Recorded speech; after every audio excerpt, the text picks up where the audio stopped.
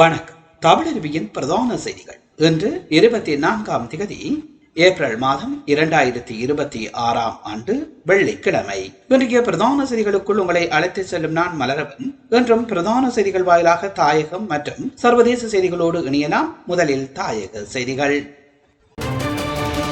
சமமான வருமானம் ஈட்டும் ஏனையோரை விட நாடாளுமன்ற உறுப்பினர்கள் குறைவான வருமான வரி செலுத்துவது தொடர்பாக எழுந்துள்ள விமர்சனங்கள் குறித்து மீளாய்வு செய்ய உள்ளதாக சுகாதார மற்றும் வெகுஜன ஊடக அமைச்சர் நலிந்த ஜேதிச தெரிவித்துள்ளார். நாடாளுமன்ற உறுப்பினர்களின் வேதன விவகாரங்கள் இந்த மாதம் தொடக்கத்தில் நாடாளுமன்ற உறுப்பினர் ராமநாதன் அர்ச்சனாவினால் பகிரங்கப்படுத்தப்பட்டதை அடுத்து இந்த விவகாரம் அமைச்சரவை முடிவுகளை அறிவிக்கும் ஊடக சந்திப்பில் எழுப்பப்பட்டது. தனியார் அல்லது அரசு ஊழியர்களுடன் நாடாளுமன்ற உறுப்பினர்களின் முன்கூட்டிய தனிநபர் வருமான வரி ஏன் குறைவாக காணப்படுகின்றமை தொடர்பில் இதன் போது கேள்வி எழுப்பப்பட்டது. இதற்கு பதிலளித்த அமைச்சர், வரி மதிப்பீடானது அடிப்படை வேதன மற்றும் கொடுப்பனவுகளை அடிப்படையாக கொண்டது என்றும் சில கொடுப்பனவுகள் முன்கூட்டிய தனியார் வருமான வரிக்கு உட்பட்டிருக்காது என்றும் குறிப்பிட்டார். யாரும் வரி செலுத்துவதிலிருந்து தப்பிக்க கூடாது. வரி செலுத்த வேண்டிய அனைத்து நபரும் வரி வலைக்குள் கொண்டு வரப்பட வேண்டும் என்பதே அரசாங்கத்தின் கொள்கையாகும். வரி வரம்பை விரிவுபடுத்துவதற்கும் முறைப்படுத்துவதற்கும் அரசாங்கம் ஆதரவு அளிக்கிறது. நாடாளுமன்ற உறுப்பினர்களின் வருமானத்தில் வரி விலக்கு அளிக்கப்பட்டுள்ள பகுதிகள் எவை என்பது குறித்து ஆராயப்படும் எனவும் தெரிவித்துள்ளார். நாடாளுமன்ற உறுப்பினர்கள் தங்களது வருமானத்திற்கு வரி செலுத்த வேண்டும் என்றும் அதில் ஏதேனும் முரண்பாடுகள் இருப்பின் அவை மீளாய்வு செய்யப்படும் என்றும் கூறினார். நாடாளுமன்ற உறுப்பினர்களின் ஓய்வூதியத்தை ஏற்கனவே ரத்து செய்துள்ளதோடும் முன்னாள் ஜனாதிபதிகளின் சலுகைகளை நீக்கியுள்ள அரசாங்கம் இதுபோன்று அனைவருக்கும் நியாயமான வரி விதிப்பு முறை அமைவதையே தாம் ஆதரிப்பதாகவும் அமைச்சர் நலிந்த ஜேதிச இதன் போது வலியுறுத்தியுள்ளமை இங்கு குறிப்பிடத்தக்கது. மொழிகளை கற்றுக்கொள்ளும் அரச உத்தியோகத்தர்களின் மொழி அறிவு குறித்து மீளாய்வு செய்யப்பட வேண்டும் என அமைச்சர் ஹர்ஷன நாணயக்கார தெரிவித்துள்ளார். தேசிய மொழி கல்வி மற்றும் பயிற்சி நிறுவனத்தின் அதிகாரிகள் மற்றும் அமைச்சர்களுக்கு இடையே இடம்பெற்ற கலந்துரையாடலின் போது அவர் இதனை தெரிவித்துள்ளார். இதன் போது சிங்களம் மற்றும் தமிழ் மொழிகளை கற்றுக்கொண்ட அரச உத்தியோகத்தர்கள் அந்த மொழிகளை முறையாக பயன்படுத்துகின்றனர் என்பது குறித்து 3 அல்லது 4 வருடங்களுக்கு ஒரு முறை மீளாய்வு செய்யும் அமைச்சர் அதிகாரிகளுக்கு பணிப்புரை விடுத்துள்ளார். குறித்த சந்திப்பில் அமைச்சின் செயலாளர் மற்றும் தேசிய தொழிற்கல்வி மற்றும் பயிற்சி நிறுவனத்தின் தலைவர் அதன் பணிப்பாளர் நாயகம் ஆகியோர் கலந்து கொண்டதாக தெரிவிக்கப்படுகின்றது.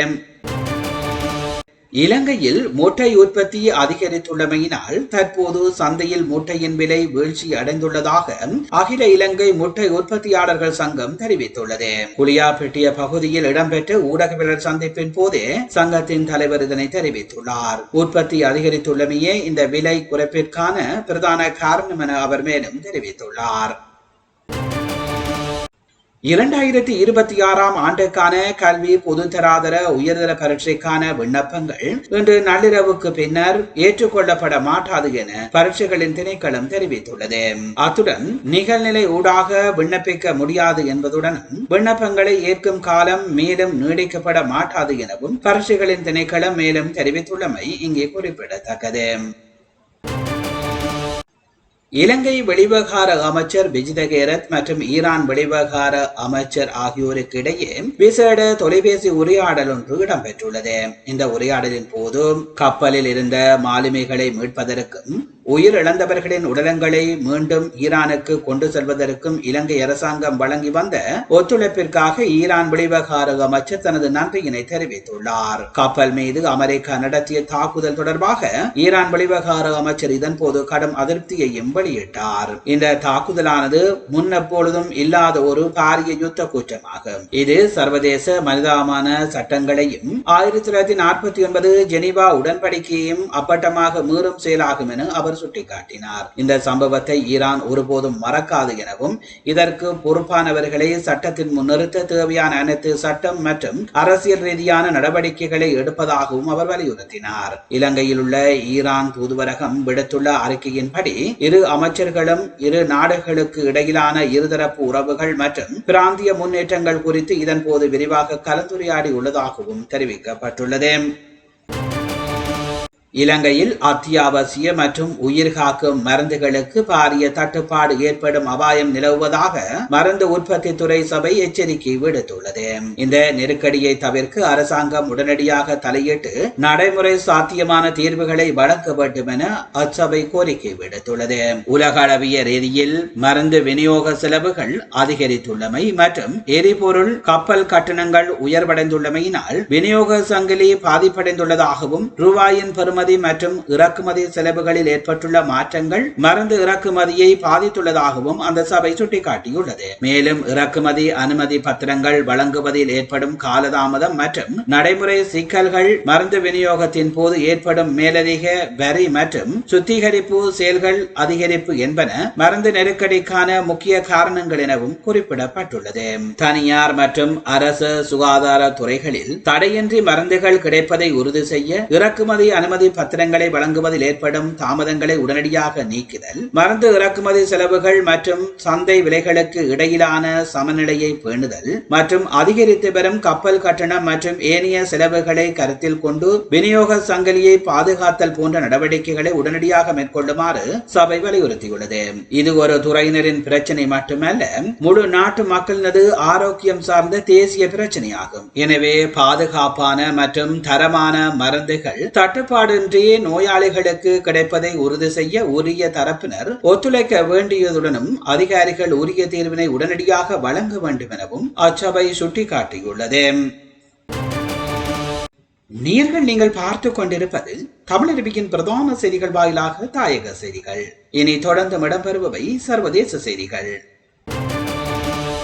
ஹோர்மோஸ் நீர்நிலையில் கன்னிவடிகளை பதிக்க முயற்சிக்கும் சிறிய அல்லது பெரிய அளவிலான எந்த ஒரு படகுகளையும் சுட்டு வீழ்த்தி அழிக்குமாறு அமெரிக்க ஜனாதிபதி டொனால்ட் ட்ரம்ப் அந்த நாட்டு கடற்படைக்கு கடும் உத்தரவு பிறப்பித்துள்ளார். தனது உத்தியோகபூர்வ சமூக வலைதள பக்கத்தின் விசேட அறிவிப்பு ஒன்றை வெளியிட்டுள்ள ஜனாதிபதி ட்ரம்ப் குறித்த பகுதியில் கன்னிவடிகளை வைக்கும் எந்த ஒரு படகை கண்டாலும் எவ்வித தயக்கமின்றி தாக்குதல் நடத்துமாறு அறிவுறுத்தியுள்ளதாக குறிப்பிட்டுள்ளார். இதன்படி கடல் மார்க்கத்தில் கன்னிவடிகளை பதிக்கும் சிறிய படகுகளாக இருந்தாலும் அவற்றை அழிப்பதற்கு அமெரிக்கா கடற்படைக்கு முழு அதிகாரம் வழங்கப்பட்டுள்ளது. அத்துடன் எதிர் தரப்பினரின் சுமார் 159 கடற்படை கப்பல்கள் ஏற்கனவே கடல் மட்டத்திற்கு அடியில் மூழ்கடிக்கப்பட்டுள்ளதாகவும் அவர் சுட்டிக்காட்டியுள்ளார். ஈரானிலிருந்து மசகு எண்ணெயை ஏற்றி சென்ற பொருளாதார தடைகளுக்குள்ளான கப்பல் ஒன்றை இந்திய பெருங்கடலில் வைத்து அமெரிக்க படைகள் மறைத்து கைப்பற்றியுள்ளதாக அமெரிக்க பாதுகாப்பு திணைக்களம் தெரிவித்துள்ளது. இது குறித்து தனது எக்ஸ் சமூக வலைதள பக்கத்தில் பதிவிட்டுள்ள பாதுகாப்பு திணைக்களம் ஈரானுக்கு பொருள் ரீதியான ஆதரவை வழங்கும் கப்பல்களை தொடர்ந்தும் கண்காணித்து மறைப்போம் எனவும் எச்சரித்துள்ளது.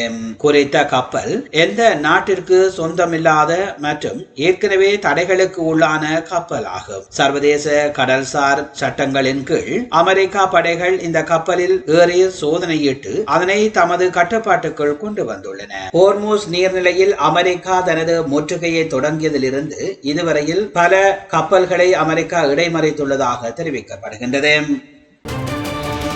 மத்திய கிழக்கு பிராந்தியத்தில் ஏற்பட்டுள்ள போரின் பாதிப்புகள் பிராந்திய எல்லைகளை தாண்டி ஐரோப்பா வரை பரவி வருவதாக துருக்கி ஜனாதிபதி தெரிவித்துள்ளார். அத்துடன் இந்த தாக்குதல் எதிர்வரும் காலங்களில் மேலும் மோசமடைய கூடும் எனவும் அவர் குறிப்பிட்டுள்ளார். இந்நிலையில் குறித்த மோதல் போக்கை அமைதி சார்ந்த அணுகுமுறையுடன் கையாள தவறினால் எதிர்காலத்தில் கடும் பாதிப்புகள் கற்பனை செய்ய முடியாத அளவிற்கு மோசமாக இருக்கும் எனவும் அவர் தெரிவித்துள்ளார். இதேவேளை ஈரானிய துறைமுகங்களை இலக்கு வைத்து அமெரிக்கா முன்னெடுத்து வரும் முற்றுகையின் ஊடாக இதுவரையில் 31 கப்பல்கள் திருப்பி அனுப்பப்பட்டுள்ளதாக அமெரிக்க மத்திய கட்டளை பீடம் தெரிவித்துள்ளது. இந்த கப்பல்களில் பெரும்பாலானவை மசகு எண்ணெய் தாங்கிகள் எனவும் அவை அமெரிக்காவின் உத்தரவுகளுக்கு இணங்கி செயல்பட்டுள்ளதாகவும் சுட்டிக்காட்டப்பட்டுள்ளது. இந்த நடவடிக்கை குறித்து கருத்து தெரிவித்துள்ள வெள்ளை மாளிகையின் ஊடக பேச்சாளர் ஜனாதிபதி டொனால்ட் ட்ரம்ப் இந்த முற்றுகையின் பெறுபவர்கள் குறித்து மிக திருப்தியுடன் இருப்பதாகவும் தெரிவித்துள்ளார். அத்துடன் இந்த முற்றுகை மிகவும் திறமையான மற்றும் வெற்றிகரமானது எனவும் அவர் குறிப்பிட்டுள்ளார். எவ்வாறாயினும் அமெரிக்காவுடன் உண்மையான அமைதி பேச்சுவார்த்தைகளை முன்னெடுப்பதற்கு இந்த கடல் முற்றுகையே பிரதான தடையாக இருப்பதாக ஈரானிய ஜனாதிபதி குற்றம் சாட்டியுள்ளமை இங்கே குறிப்பிடத்தக்கது. தமிழகத்தில் உள்ள 234 தொகுதிகளுக்கும் நேற்றைய தினம் சட்டப்பேரவை தேர்தல் வாக்குப்பதிவு நடைபெற்றுள்ளது. திமுக கூட்டணி, அதிமுக கூட்டணி, நாம் தமிழர் கட்சி, தமிழக வெற்றி கழகம் என 4 முனை போட்டி நிலவுகிறது. மொத்தமாக 234 தொகுதிகளில் 4023 வேட்பாளர்கள் போட்டியிடுகின்றன. 5.73 கோடி பேர் வாக்களிக்க தகுதி பெற்றுள்ளதாக தேர்தல் திணைக்களம் அறிவித்திருந்தது. தேர்தல் வாக்குப்பதிவு குறித்து மேலும் தெரிய வருகையில், சட்டமன்ற தேர்தலில் 85.06% வாக்குகள் பதிவாகியுள்ளதாக தேர்தல் ஆணையகம் அறிவித்துள்ளது. தமிழ்நாடு வரலாற்றில் முதல் முறையாக அதிக அளவிலான வாக்குகள் பதிவாகியுள்ளதாகவும் தெரிவிக்கப்பட்டுள்ளமை இங்கே குறிப்பிடத்தக்கது. தமிழ்நாடு உட்பட 5 மாநில தேர்தல் இந்த மாதம் திட்டமிடப்பட்டு 4 மாநிலங்களில் முழுமையாக தேர்தல் முடிவு பெற்றுள்ள நிலையில், மேற்கு வங்கத்தில் மட்டும் 2ஆம் கட்ட வாக்குப்பதிவு வரும் 29ஆம் தேதி நடைபெறுகிறது. இதனையடுத்து வரும் மே 4ஆம் தேதி வாக்குகள் எண்ணப்பட்டு முடிவுகள் அறிவிக்கப்பட இருக்கின்றன. இந்த நிலையில் தமிழ்நாட்டில் நேற்று நடத்தப்பட்ட ஒரே கட்ட வாக்குப்பதிவில் இதுவரையில் 85.03%, மேற்கு வங்கத்தில் நடத்தப்பட்ட முதற்கட்ட வாக்குப்பதிவில் 92.25% வாக்குகளும் பதிவாகி இருக்கிறது என தேர்தல் ஆணையகம் தெரிவித்துள்ளது. மேலும் இந்தியா சுதந்திரம் பெற்று இதுவரை தமிழ்நாடு மற்றும் மேற்கு வங்கத்தில் நடந்த தேர்தல்களில் 2026 தேர்தல்தான் இவ்வளவு அதிகமான வாக்குகள் பதிவாகி இருக்கிறது எனவும் தேர்தல் ஆணையகம் அறிவித்துள்ளது. இன்னமும் முழுமையான வாக்கு சதவீதம் வெளியாகவில்லை என்பதும் இங்கே குறிப்பிடத்தக்கது. நீங்கள் பார்த்துக் கொண்டிருப்பது தமிழருவியின் பிரதான செய்திகள் வாயிலாக தாயகம் மற்றும் சர்வதேச செய்திகள். தாயகம் மற்றும் சர்வதேச செய்திகள் இத்துடன் நிறைவு பெறுகின்றன. செய்திகள் தொடர்பான உங்கள் கருத்துக்களை கீழே பதிவு செய்யுங்கள். அத்தோடு எமது சேனலை உங்கள் உறவுகள் நண்பர்களுக்கும் தெரியப்படுத்தி அவர்களையும் இணைத்துக் கொள்ளுமாறு அன்பாக கேட்டுக்கொள்வதோடு, தமிழருவியுடன் இணைந்திருந்த அத்தனை நேர்களுக்கு மீண்டும் நன்றிகளை தெரிவித்துக் கொண்டு மீண்டும் இன்னும் ஒரு பிரதான செய்திகள் வாயிலாக உங்களை சந்திக்கின்றேன். அதுவரையில் நன்றி, வணக்கம்.